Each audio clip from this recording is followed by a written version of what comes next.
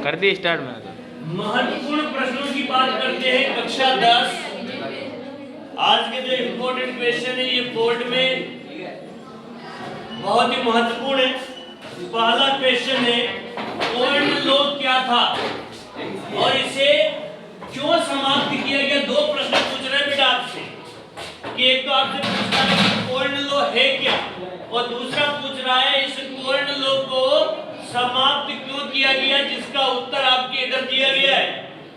पहले cold law क्या है लिखा है कि 18वीं शताब्दी में जब अपने देश में अंग्रेजों का अधिकार था उस समय 18वीं सदी में क्या हुआ, ब्रिटिश सरकार ने जिन कानूनों के सहारे मक्का के आयात पर, आयात में लिखा है आयात का मतलब होता है मंगवाना, किसी भी चीज को दूसरे देश से जब हम मंगवाते हैं तो उसका टैक्स लगने के कारण उसकी कीमत क्या हो जाती है, ऊंची हो जाती है, क्योंकि हम बाहर से मंगवा रहे हैं। अगर अपने ही देश में अगर पैदावार होती तो हमें बाहर से मंगवाने की आवश्यकता नहीं होती और हमारे पैसे भी बच जाते हैं हमारे देश के। लेकिन हुआ क्या कि ब्रिटिश सरकार ने जब मक्का में कमी आ गई तो उन्होंने दूसरों देशों से आयात किया और आयात करने के कारण उस पे क्या लगाया गया, टैक्स ज्यादा लग गया और टैक्स लगने के कारण क्या हुआ बेटा, उस वस्तु की रेट बढ़ गई।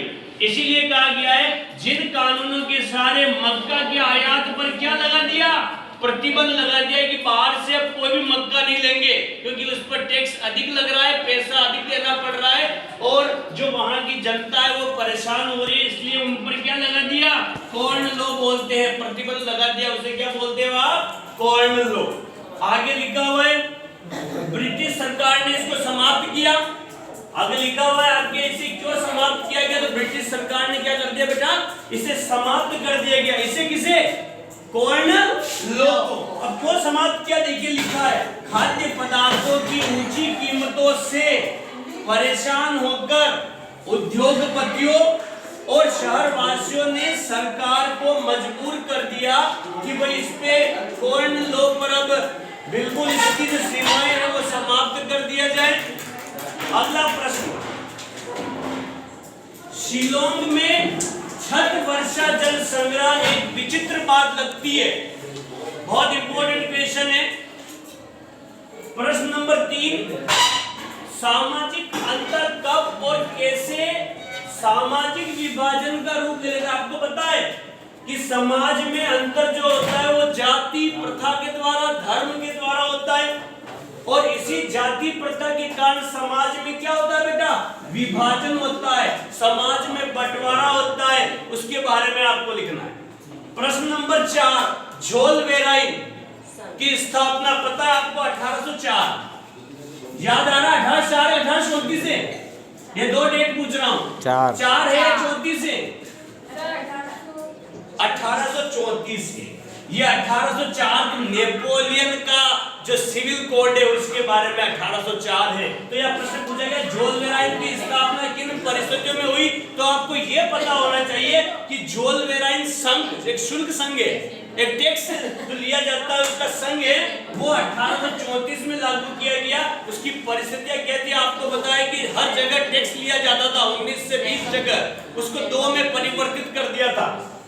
5वां प्रश्न, अनुसूचित जाति और जनजाति से आप क्या समझते हैं। वेरी मोस्ट इंपोर्टेंट पॉलिटिकल का बहुत महत्वपूर्ण प्रश्न है ये, बोर्ड में आने लायक है। अनुसूचित जाति और अनुसूचित एससी और एसटी की बात कर रहे हैं हम।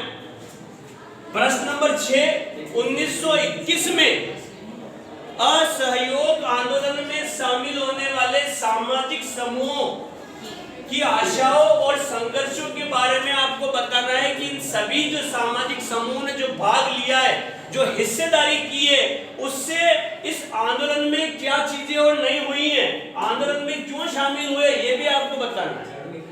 प्रश्न नंबर 7, बाहर जा सकता है बेटा, बाहर जा सकता है, सॉरी सर। निम्नलिखित पर टिप्पणी, जलियांवाला बाग हत्याकांड कई बार पूछा गया है और साइमन कमीशन के बारे में भी, जो लाला लाजपत राय की मृत्यु हो गई थी, अगर आपको पता 1928 का साइमन कमीशन, जिसमें सभी लोग अंग्रेजी आए थे, 7 दल आए थे, 7 व्यक्ति आए थे और 7 व्यक्ति क्या थे बेटा, अंग्रेजों के थे। एक भी भारतीय नहीं था, इसलिए उसका विरोध किया गया, गो साइमन गो के नारे लगाए गए। जलियांवाला बाग के आपको बताया बेटा 13 अप्रैल 1919 उसमें क्या हुआ था, ये जो अमृतसर में जो वैसाखी के समय ये बहुत बड़ा हत्याकांड हुआ था और इसमें लॉर्ड डायर की भूमिका बहुत दिखती थी। और लास्ट प्रश्न है, उदारवादी राष्ट्रवाद से आप क्या समझते हैं, जिसमें देश प्रेम की बात आती है कि एक राष्ट्र कब बढ़िया होगा, जब उसमें उस रहने वाले जितने भी नागरिक है उनमें देश प्रेम और देश के प्रति एक सद्भावना होगी। ये सभी क्वेश्चन है बेटा, इनको एक बार फिर रिपीट करना। धन्यवाद।